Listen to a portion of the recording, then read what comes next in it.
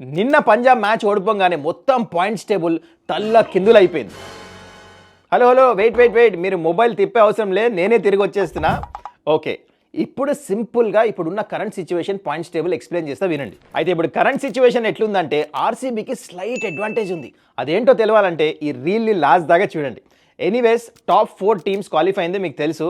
Gujarat Titans 18 పాయింట్స్లో ఉన్నారు, పంజాబ్ ఇంకా RCB ఏమో 17 పాయింట్స్లో ఉన్నారు, ముంబై ఏమో 16 పాయింట్స్ మీద ఉన్నారు. ఈ 4 టీములకి ఒక్కొక్క మ్యాచ్ మిగిలి ఉంది అందరికీ ఈక్వలీ. ఓకే, గుజరాత్ టైటన్స్ ఇవాళ సిఎస్కేని ఆడబోతున్నారు. ఈ మ్యాచ్ గెలిచారా వాళ్ళు 20 పాయింట్స్కి చేరుకుంటారు, ఆఫీషియల్లీ టాప్ 2కి క్వాలిఫై అయిపోయినట్టే, ఇంకా వేరే రిజల్ట్స్తో వీళ్ళకి సంబంధం లేదు. This is done. ఈ మ్యాచ్ కూడా గుజరాత్ టైటన్స్కి గెలిచే ఎక్కువ ఛాన్స్ ఉంది, ఎందుకంటే అహ్మదాబాద్లో ఆడుతున్నారు. నోటెడ్. దీని తర్వాత నెక్స్ట్ మ్యాచ్ అయితే ఉందో కదా, పంజాబ్ ముంబై ఆడబోతున్నారు. ఇది చాలా ఇంపార్టెంట్ మ్యాచ్. ఒకవేళ పంజాబే గెలిచిందే అనుకోండి ఈ మ్యాచ్, దీని తర్వాత మ్యాచ్ ఆర్సీబీ ఎల్ఎస్జీతో గెలవాల్సి వస్తుంది. ఎవరు రన్ రేట్ బాగుంటే వాళ్ళు ముందుకెళ్తారు. ఒకవేళ పంజాబ్ ఈ మ్యాచ్ ఓడిపోతే అప్పుడు ముంబై వెయిట్ చేసి చూడాలి. ఆర్సీబీ కూడా ఓడిపోతే ముంబై వెళ్తుంది. ఒకవేళ ఆర్సీబీ ఈ మ్యాచ్ గెలిస్తే RCB through to the top 2.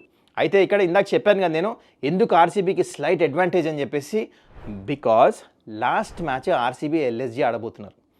Punjab ఓడిపోయినా పంజాబ్ గెలిచినా లాస్ట్ మ్యాచ్ ఆ రన్ కోషెంట్ అంటే ఎన్ని ఓవర్స్లో గెలవాలి, ఒకవేళ పంజాబ్ గెలిచింది అనుకోండి అప్పుడు ఆర్సీబీ ఎన్ని ఓవర్స్లో గెలవాలని చూసి గెలవచ్చు రన్ కోషెంట్.